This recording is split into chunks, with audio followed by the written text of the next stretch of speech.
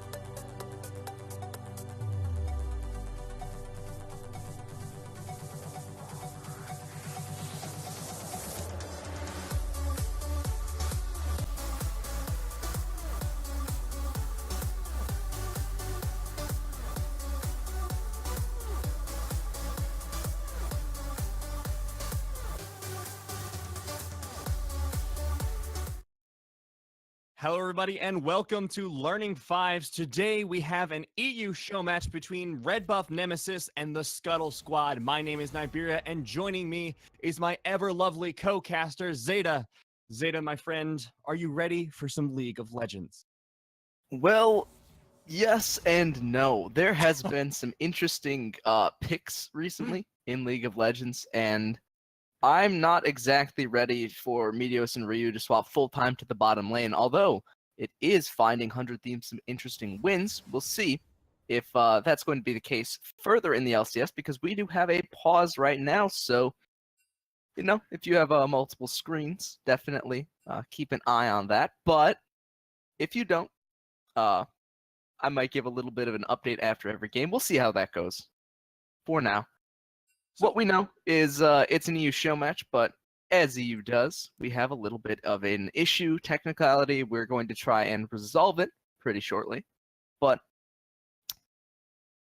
until then, uh, it's trying to get the hamsters to power things across the pond is just really difficult. Sometimes they get a little stubborn or they're hungry, and they debate that we don't feed them enough. It's and rough, I Zeta. mean, the cables, they lose so much of the power just by sending that through the ocean. It takes so many more hamsters on this side of the pond. And so that means that we're requiring, 17 times the hamsters, just to And the send it worst part across is an that the ocean. hamsters just decide sometimes that they want to eat the cables instead. They're like, well, you're not going to feed us anyways, so those cables look mighty tasty. And then I start wondering why we color code them at all, because that just lets them know that maybe they're fruit or something, because hamsters are stupid. I don't know if everyone knew this, but they're incredibly dumb animals. So they're just like, oh, it's I colorful. watched a hamster get caught in a running wheel. So yes, I can confirm this. It got on and started running. It's done this about 10,000 times, and that kind of just stuck its face in between the bars and started going like back and forth on the bottom of it. And I'm just going there like, dude, and you've done this about 30 hours a week. I don't know, man. Just You'd think they'd be able to figure it out, but as the hamster wheels for our power has returned, so returns the hamster wheel towards death of League of Legends show matches. We have some bands coming out here: Aurelia, Annie, surprisingly, Morgana, Vladimir, Nocturne. Okay, we're back to standard. The Annie is just kind of weird, as is the Draven. well, the Draven can do things in the bottom lane. It's very surprising that people would often even think about banning it, given the champions that we've seen that are incredibly effective, right? The things like the Morgana, the Vlad, these are consistently some of the best things. And the fact that they banned all three means that they definitely have an unorthodox plan in that bottom lane, unless they just don't need it. They think they're going to play standard. They just want to remove all variables. Lucian, still on the table, still fulfills a better role, in fact, than the Draven in terms of being able to aggress and win lanes. We'll see if he actually does get picked out, because after all, once you already have a Kindred, getting too many cooks in the same pot, taking too much gold for too many AD carries could leave them all starved. And with that Swain pickup, it could be the Swain bottom lane pick that we've seen so much. The Kindred sort of suggesting the funnel strategy. We actually talked about this yesterday, so we get to continue our conversation from them, but with a little bit of different variables. The Ivern pickup here in the jungle is really weird to me because I'm hoping, and I know this isn't going to happen, Zeta, because it's only happened in the LPL, and that's where anything goes.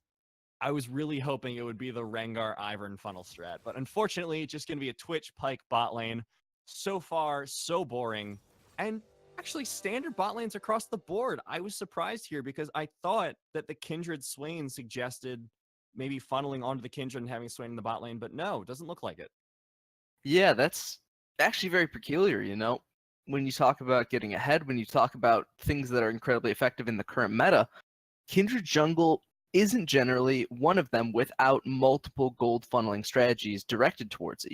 It is about getting an accelerated start on champions, but if it's just a standard Kindred against Ivern, you are going to find yourself getting counter jungled, and more than likely, you're not going to be able to take a single marked buff, right? He is going to get those absolutely instantly. There's no chance for you to contest that. So what I would say is Kindred, especially once we've seen the Ivern, seems like a very, very risky selection. But we'll see if that does pan out, because of course we have to look at the Pike in the bottom lane. He is a champion that depends on a lot of CC from his opposing laner in order to set up combos and to get kills at that level 6 power spike. Twitch has none of that CC, so we're going to need to see Ivern or Twisted Fate towards that bottom side of the map in order to make him effective.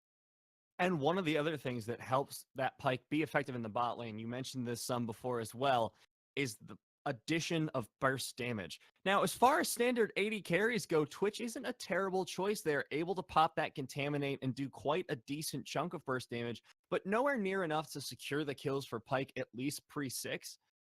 And True. then you have the Kai'Sa on the opposing side and the Nami. This lane is looking to scale up. They have sustain, they have CC.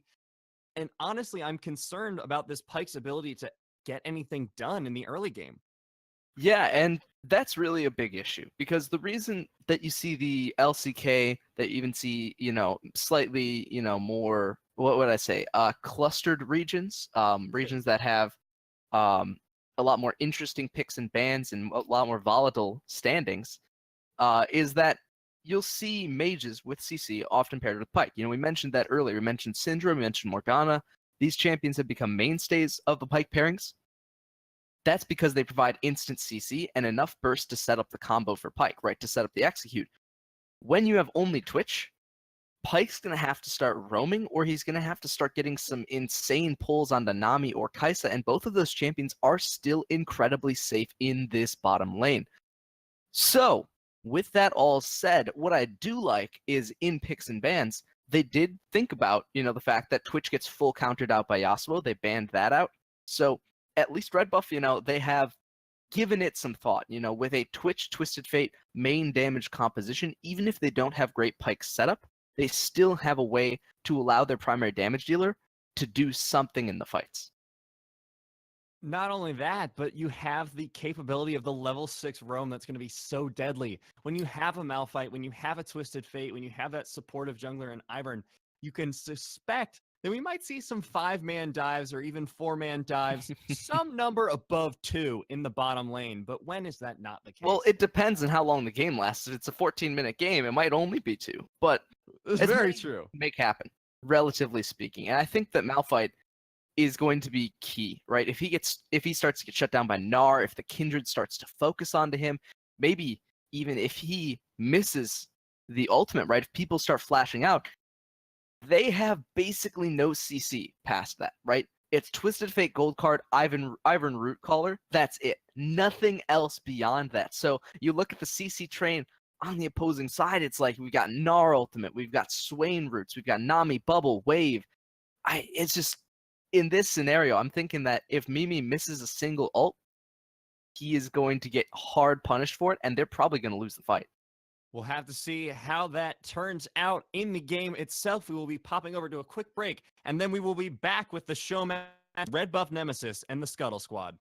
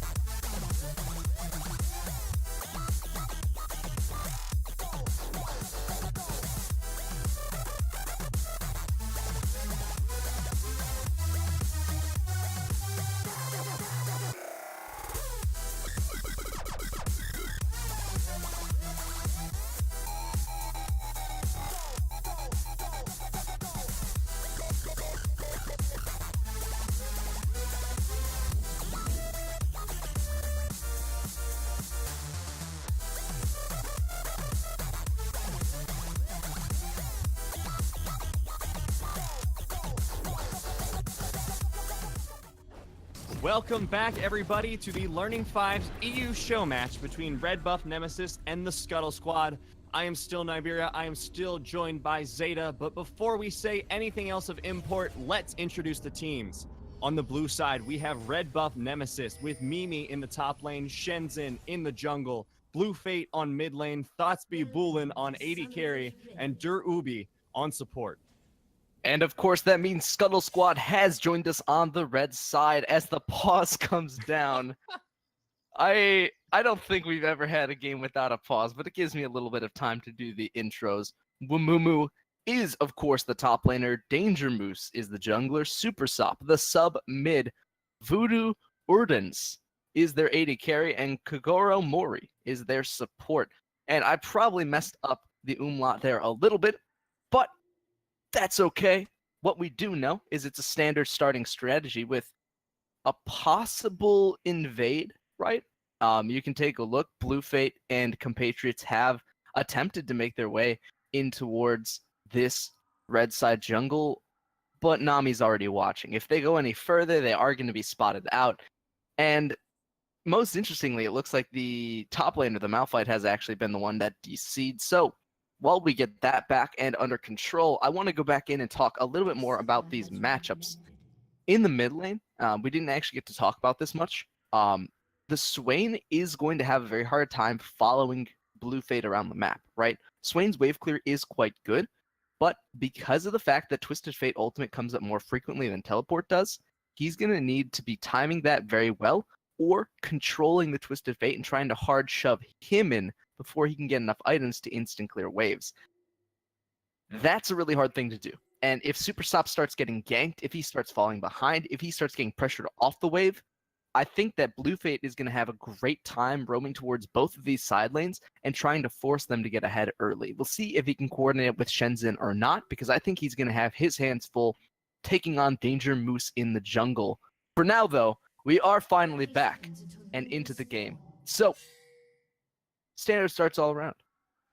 Yeah, it's good to be back into the game. I like having our little ritual pause and just really getting time to reflect on life, League of Legends as a whole, and why we do what we do. And the reason I do it is I want to see some monkey team fights. And I'm hoping we can get a little bit of that. We have the potential for it. Some great Gnar ultimates could come out, some clutch Kindred ultimates.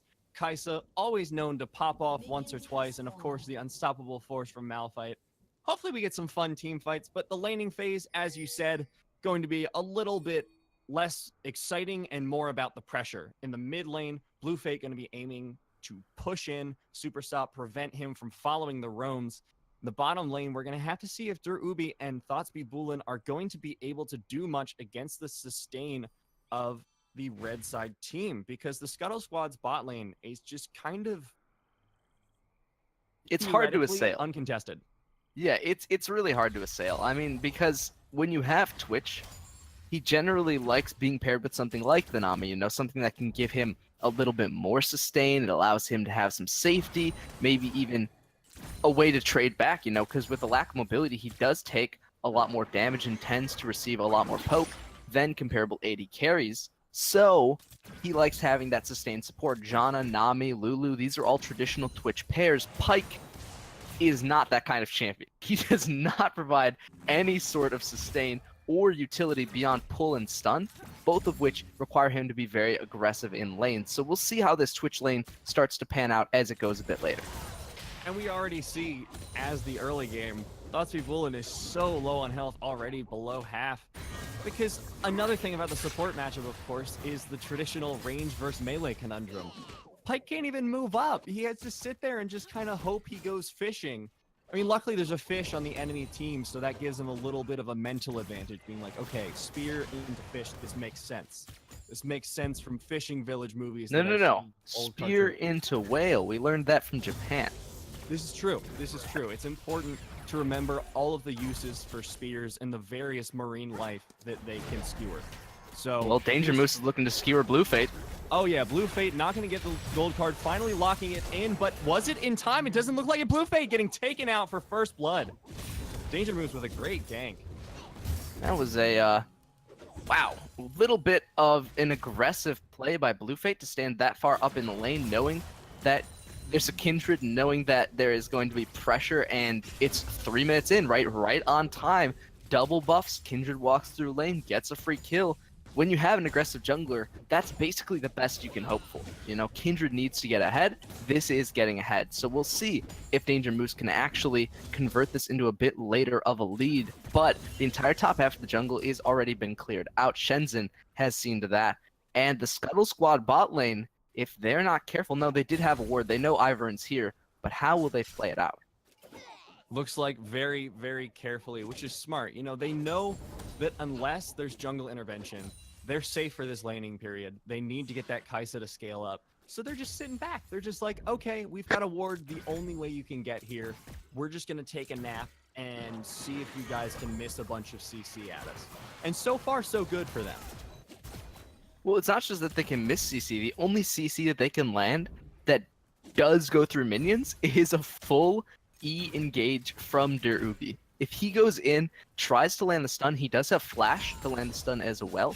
That is a very key tool for landing the Pyke engage. But even with that, I think that's going to be a very, very hard time, because if he does go in, if he does burn all of that, he's going to get CC'd up. Oh, thought to be pulling in a lot of trouble, but no, Kagura Mori is the first fatality in the bot lane. That was not what I expected, Zeta, because that Twitch was incredibly low. Whoa, what? What? I guess that was the Ivern root caller? No, but how did the... okay. It looked like Malphite ult. That's the reason we were both very confused there. We thought Malphite ulted, and I was like, wait, he's 5. Wait, that was 5? It's not anyone up. Okay. We're fine here. But we figured things out. It's all right. The reason that happened in the bot lane was actually because Kagura Mori, as soon as they land bubble onto Thoughtsby Bulin, he gets knocked up. But there's a huge minion wave, right? We're talking 14 minions. They go in to aggress on him. Kagura Mori takes initial aggro, burns down from just a minion, Pyke stun, and ignite. That's because they engaged when the minion wave was way too strong. What they should have done is bubbled him, then backed off. He's very low. Clear out the minion wave, get to even minions, and then try to take a fight. I really feel for Kagura Mori in this situation, because I too have been assaulted by many a minion. And I know that's sort of like admitting you've died to red buff, but sometimes you just see blood in the water, Zeta, and you just gotta go for it. Unfortunately for Kagura, he's not a shark. His own blood. He's a mermaid. You know, blood in the water doesn't really help him. It just clouds his vision. So, with that, I mean, Kagura Mori is gonna have to certainly reconsider how they play this lane. They're the ones with an advantage now, pushing wave. Hopefully they can try to bait a fight out. This would be an ideal time, given that the Pyke is freshly returned to lane and has no ignite. Yeah, just level 4 for both bot laners. Looks like level 5 ticking down onto Voodoo, but not going to matter a whole lot. And they're just going to reset. The wave is going to crash into the bottom lane of RedBuffNemesis. And this early game is pretty chill so far, Zeta. We've not seen a whole lot of movement across the map outside of that early gank mid and that engage in the bottom lane. So I'm kind of wondering what Shenzhen is doing at this point, because that gank top was almost successful, but that was really the first time we'd seen him out of the jungle. He is hard denying Kindred stacks. There have been, I think, 3 Kindred stacks right now. He's taken basically all of them, and he's actually landed a root caller.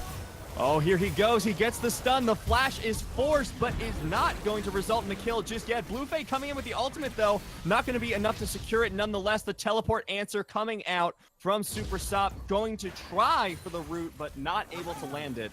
And they should be disengaging here. But as I say that, Super Sop gets pulled in. They're trying to go for the engage. Kindred putting down so much damage. Thoughtsby Bulin gets taken out. 4v4 in the bottom lane, and it looks like the Scuttle squad came out on top, 1 for none. Speaking of top lane, though, Umumu engaging onto Mimi, who might have to use that unstoppable force out. This fight is just not ending.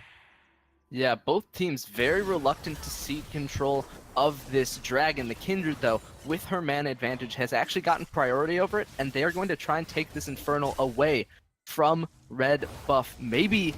Ooh, Ivern is here. He has smite. Will he try to flash in? He gets pulled in instead. Ooh.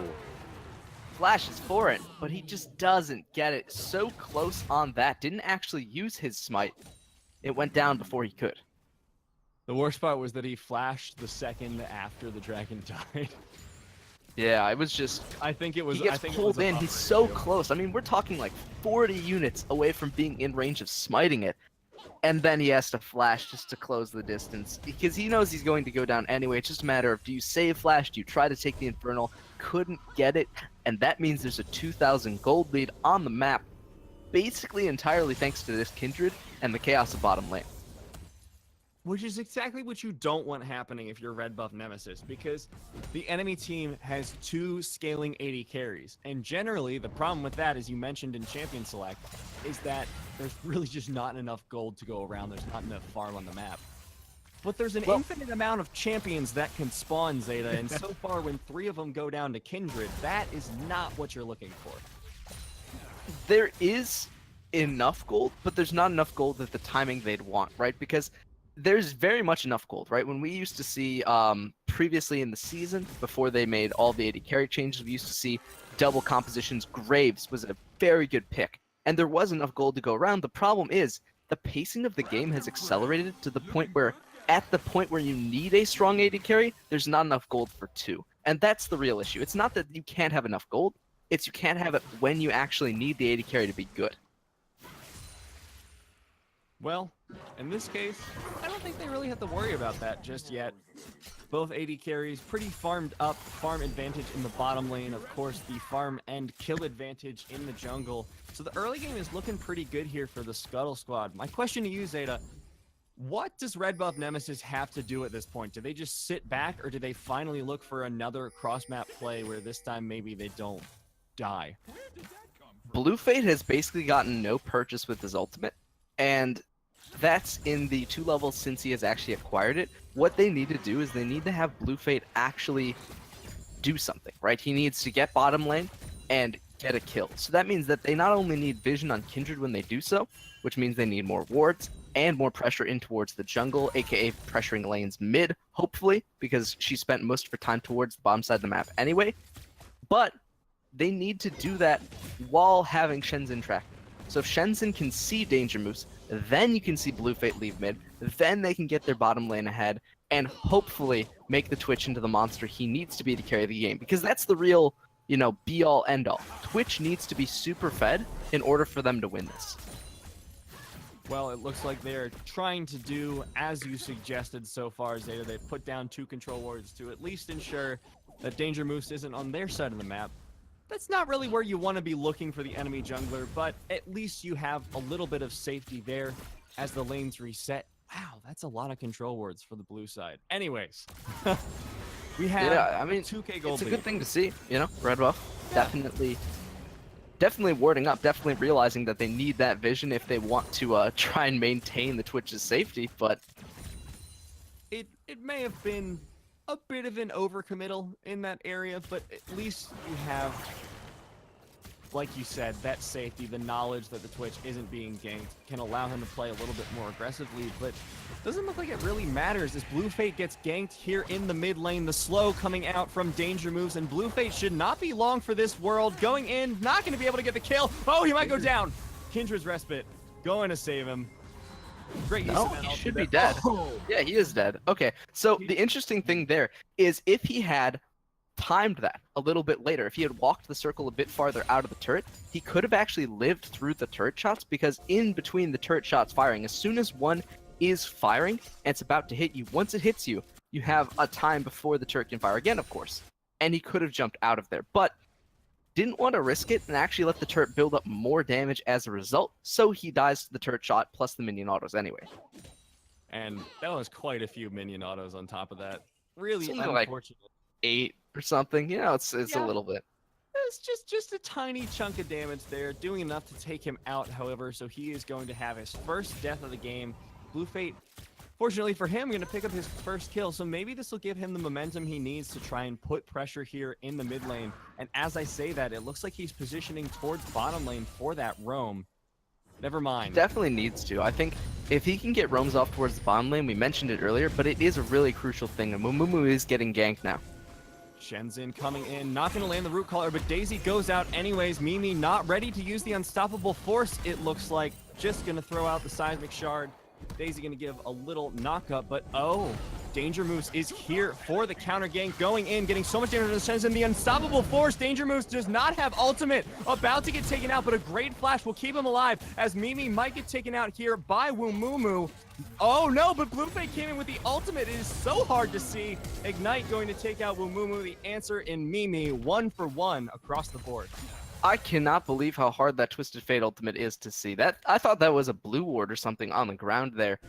And it's TF ult. I mean, usually, you see the circle, it starts to wind up. You know that the cards are coming in. Oh, a little bit of a pull, but again, the real problem is even if their Ubi lands pulls, Thoughtspeed bo1 doesn't have CC, he doesn't have follow-up. There's no way they can set up for the Pyke execute without extra CC. Yeah, back towards the top side, I mean. Really? Is like, he's there in stealth with ult ready.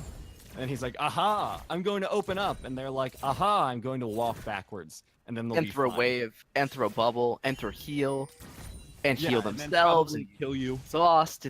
There's so much you have to get through. Without a mage, it's really, really difficult. And I'm a huge proponent of these mage bottom lanes with Pyke for this exact reason. I mean, with a mage, you can not only pressure the enemy carry, but you can open up your mid lane for a gold funneling strategy. I mean, that means that your mid laner can be an actual AD carry with smite, have your jungler be a support, and then get an AD carry mid while having a very high scaling, consistent bottom lane with good burst. Yeah, unfortunately, they're not going to go for that. This time around, they went for the traditional AD carry bot lane, and it's kind of working out for them. I mean, the Pyke is 1-0, but if you think about how the lane has been going so far and where the pressure has been directed, and what the CS advantage is, yeah, you really can't say that they've been doing well, just been doing well enough. And that's almost certainly a large part due to the pickup of that Pyke, because he hasn't been able to do a whole lot. He's getting poked out by the Nami, he's getting hit up by the Kai'Sa, and can't even contest wards. It's just really unfortunate, but I suppose going into later team fights or when he's able to roam, he might have better success, but for now, he is just stuck between a rock and a hard place. Speaking of stuck between a rock and a hard place, this Malphite is a little bit shoved in and a lot of it out CS'd. All the ganks we've seen towards the top side show what Shenzhen can't do, right? He doesn't have any damage on the Ivern. The top laner is not some kind of a split pusher. He cannot get an advantage as a result.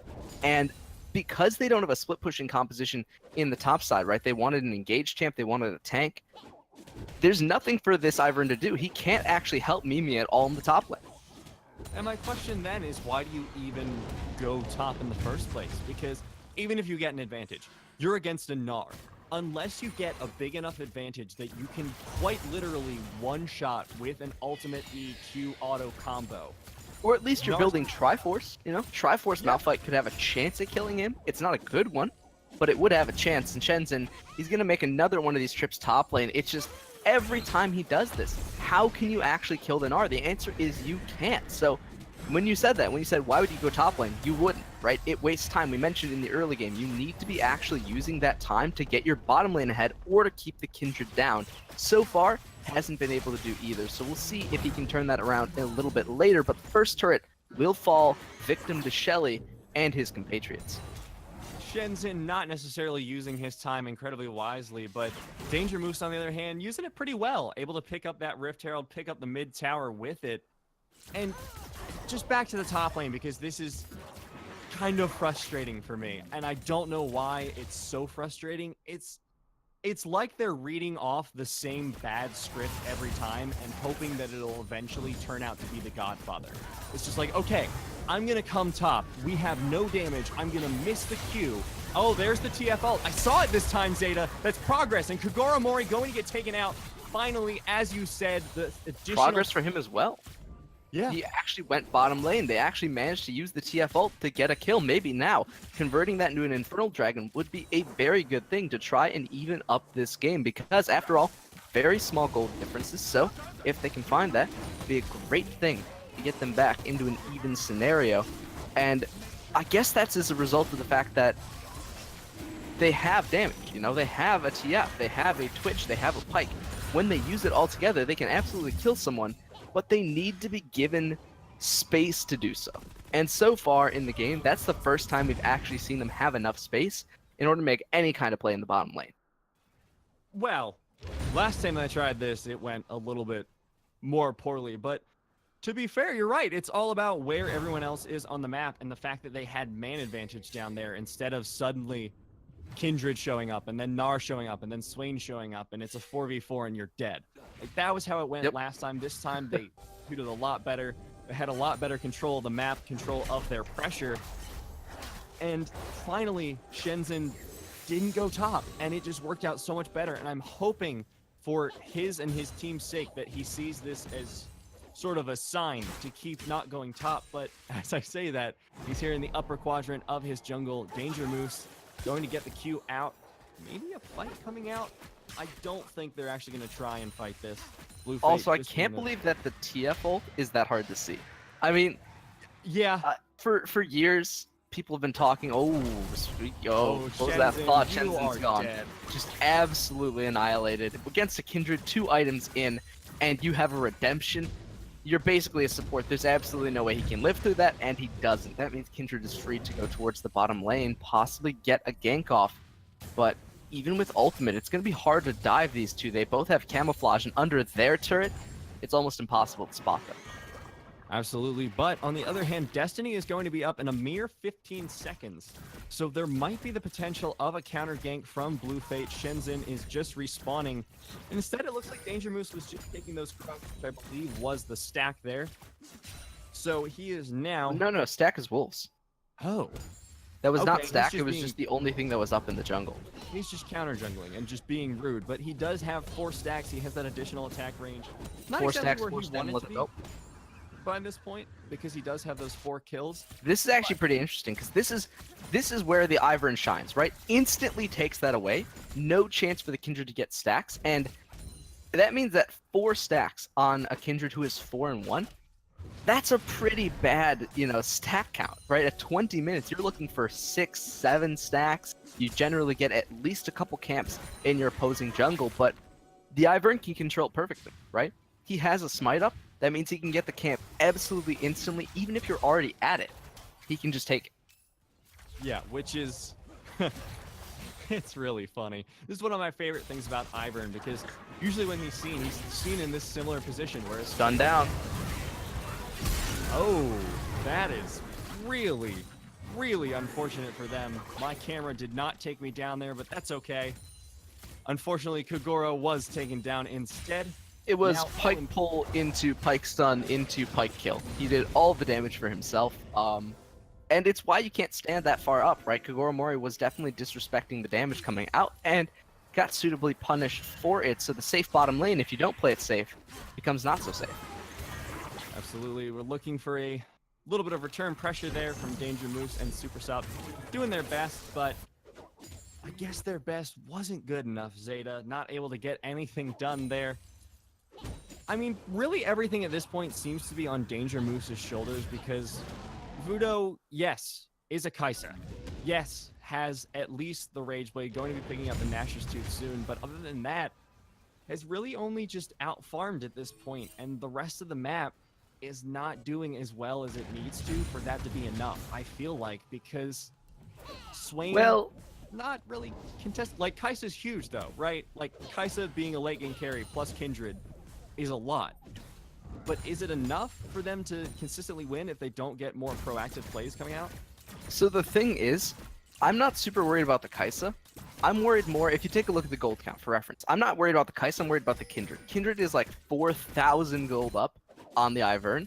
So it's not that Kaisa's kind of fed. Yeah, she's kind of fed, pretty much even with her opposing number. That just means you equal the Twitch in terms of actual damage that you're able to output.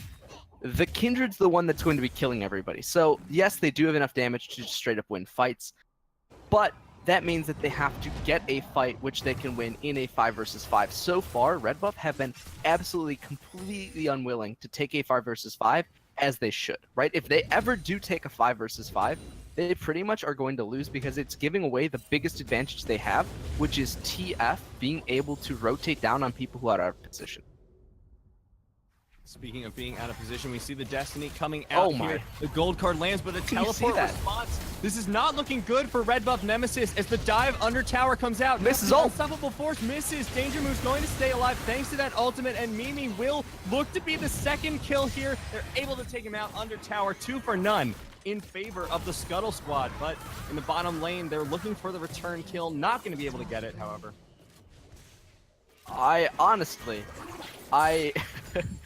This is about what you'd expect from a Kindred that's this fed. But more importantly, I cannot see that TF ult. That TF ult is so invisible. We talked about this, right? You said, yes, we're going to focus on spell clarity. Yes, we're going to make it so that you're able to see that. I don't know if they saw the ultimate even come down as they were diving Mimi under turret. But as soon as he appeared, they were like, oh, that's okay. We can take you anyway. It's very, very big tactical advantage to have a skin where you can't be seen when you're ulting it. I think the Twisted Fate ultimate, when it was going through QA and they were going to approve the skin, and they saw the ultimate, they're just like, oh, they just didn't draw anything yet. Okay, everything else is fine, guys, but just finish that ultimate there. And then the graphics team was like, well, it's already done, so I guess we just pass it. And that's the story of how we get invisible ults. That ult, a little bit less invisible. Dirt Ubi going to be in a bit of trouble to heal from his AD carry, keeping him incredibly safe. But this is the last outer turret. This is the last bastion of outer defense for RedBuffNemesis. And it's Thoughts bo1, it's Der Ubi. They're the ones who have to actually defend this in order to keep their hopes of controlling Dragon alive. I mean, at this point in the game, they've rotated 4 members down. But that means that the rest of the map is just not shoving. It's just not getting farmed. All of these waves are prepping in favor of Scuttle Squad. And even if they give up a Cloud Drake, they're getting free damage onto turrets at some point in the near future. But it doesn't look like they're even going to bother giving up the Drake because they have everyone down here. They know the waves are in their advantage because they were able to set them up. But instead, they're just kind of backing. Both teams seems like don't really want this fight. They're like, yeah, we want the dragon, but not if you guys are going to be here to taint it with your presence. We want it to be grass-fed dragon, you know, relaxed with a little bit of classical music. 100% Wagyu beef dragon, you know, this is the farm-raised, you know, purebred dragon, you know, absolutely best quality in the land, burgers for miles. Just an all-natural dragon take here. Going to have a nice, light and airy taste and texture. No, I don't think that's what you want from meat. No, I've never once heard someone in a meat shop go, give me your lightest and airiest meat. Actually, that's probably happened, but it probably wasn't someone who actually eats meat. It was probably like a vegan. So, whether or not you actually do want light and airy meat, if you do, leave us a little comment telling us why white and airy meat actually is a great thing. Until then, we'll see a Kindred engage. Oh, and what an engage it is. They've already taken out one. Thoughts bo1 has to flash out. He's popped the ultimate. He's able to pick up one. Blue Fate there under tower alone versus 4, though. This is a great fight for the Scuttle squad as they take out the 3rd member of the fight, only losing 1 and gaining a tower on top. They are not done with this push. I just can't see the Twisted Fate ultimate. I don't know when he got into that fight. I don't know how he did it. What I do know is all of the CC that happened was a result of Danger Moose just walking into the turret, right? He died with ultimate up because he couldn't see the TF either, and so the instant he comes out, he gets gold carded, no time to react, dies for it.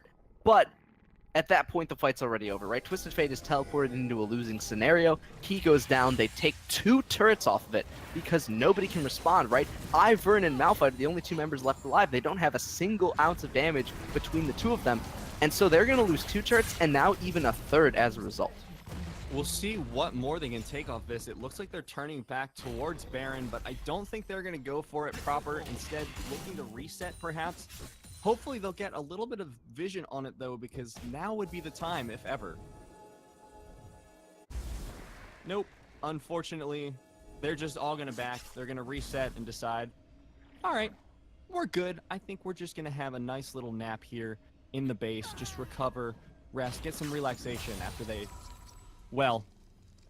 Danger Moose spent all that time effortfully soloing the dragon. Yeah, it's at this point in the game, gotten to a state where RedBuffNemesis are feeling the results of their draft, right? They don't have very much damage, they don't have an effective split push, they don't have a great tank line. and they don't have great CC on top of it. So they're kind of getting run over by the much more forward-focused, much more traditional, at least prior to the 80 carry. I would guess you could call it a mini rework, but it was more of an item rework as a result. Composition. You know, this composition is focused on we have a carry, we have a second carry, we have a Swain, they're all going to do damage. Oh, Darubi. He's not going to do any damage anymore because he is 100% dead. A great ult from Wumumu, but he is 1v2 here. He might not be able to win this. bo1 has popped the ultimate, put down a lot of damage, but meanwhile in the top lane, everything is going wrong for RedBuffNemesis. They've lost 1, but gained 3 in the process, and they are turning onto Baron.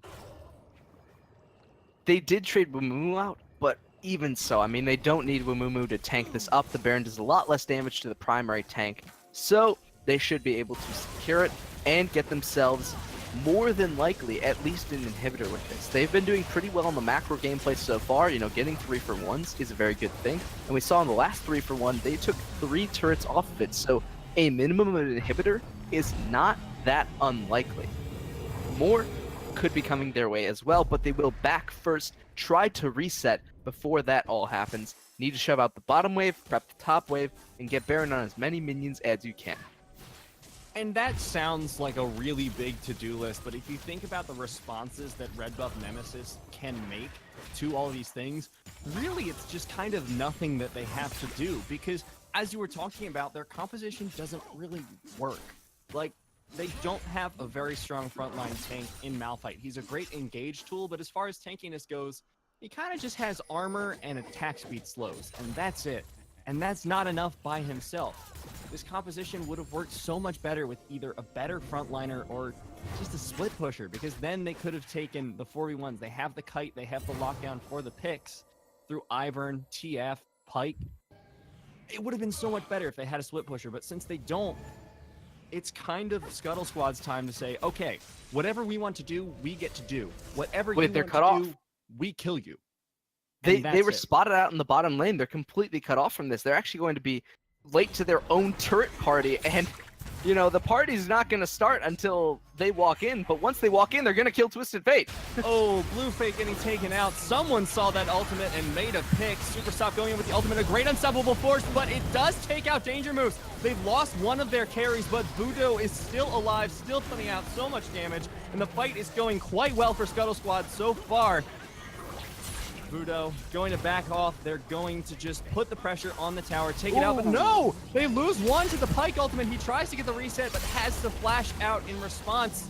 They no longer have heavy damage on their carries. They should be backing out after this, but instead... Nah, they have enough time. I mean, take a look at the death timers. 20 seconds means a second inhibitor is guaranteed going to go down, and the Nexus turrets are going to start to take heavy damage here. If they decide to pursue with Baron buff, they could get a little bit more, but it's getting close in the timing, so they will start to back off, and that was the kind of push we were talking about. They always trade beneficially in terms of getting advantages for the numbers, right? They get 3 for 2. Doesn't matter that both the carries are dead, because the only people to stop them can't stop Baron minions. They both do magic damage, they can't clear it, another inhibitor goes down, and that means there's only one left to roll over before they have free access to the base. And even when the carries go down, they've been doing such a good job at just, well, being carries, that they took out so much damage from the enemy team. RedBuffNemesis didn't have the health bars to contest the remaining 3 members of the Scuttle Squad even after their damage carries went down. So they just kind of got to take those inhibitors, and now they have pressure still on the map. They're going to pick up their 3rd dragon of the game, making it a 2nd Infernal. And there's not a whole lot RedBuffNemesis can do at this point. Yeah, I mean, you'd like to say that there's more that they can do, but it's just so hard once you're faced with this many carries. Once it's 32 minutes in, you know, most games in the current meta don't last 30 minutes. They don't last 20 minutes. Even in professional play, we're seeing like 22-minute games on average. So given that, and given the fact that this has lasted longer and they have a lot more damage threats, at this point in the game, it is very difficult to mount a comeback. They would need some kind of miracle. We're talking just a great pick onto both carries at the start of the fight, having all 5 members up, then maybe they could win. But that would require both of these, Voodoo and Danger Moose, to die before they can even get a single kill, and that is so unlikely that I would say it's nigh impossible. And the reason for that is exactly what we mentioned at the beginning of the game. Yeah, you don't have enough gold to get both AD carries to their power spikes the time you want, but when it goes to 33 minutes, both these guys are putting out tons of damage and just safely too. He's gonna get pulled in, but Danger Moose is fine. He has the ultimate. They're putting out the damage. The Gnar ult is not gonna come out just yet. He does get it. He pushes everyone into his carries. Danger Moose has to flash out. Kogoro Mori barely alive, but they've gotten 3 picks and only lost 1, and that is not going to be the end. They get the ace, and with that, they will take the win. Scuttle Squad winning it, taking the gold home at 33 minutes. It's just a matter of time. When you have a composition like that, the ticking time bomb waiting to go off, the Twitch didn't get far enough ahead, the TF not able to exert pressure, and so that combo, the Kindred, the Kaisa, the Swain CC, all manages to make it work. And they win the game. I mean, it was just a very clinical execution post 20 minutes. Absolutely. Scuttle Squad coming in hot, leaving just as the Scuttle Crab does, without a trace, and maybe 140 gold and a chunk of experience. But with that, that will conclude our first show match of the day. Scuttle Squad taking it 1-0 over RedBuffNemesis. But we have a few more matches today, so stick around for those in about half an hour, I believe, will be the earliest one. But if you're not sure, like I am, just wait for the Twitch to come back online. You can hit that follow button, check for the Discord in the description, or even check it out on Twitter. Stick around for another set of games.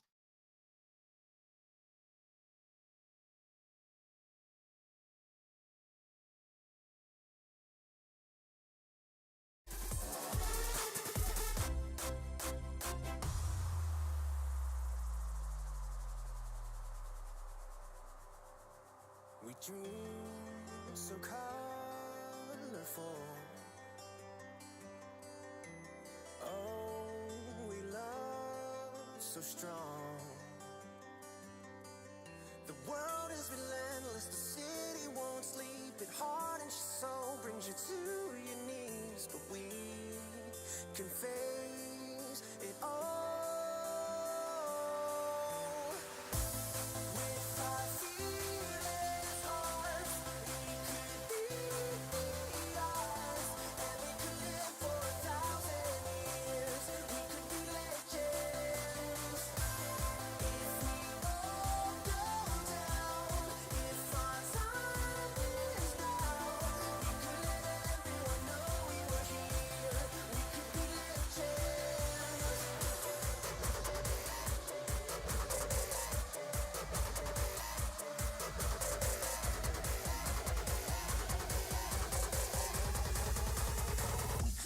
Forever.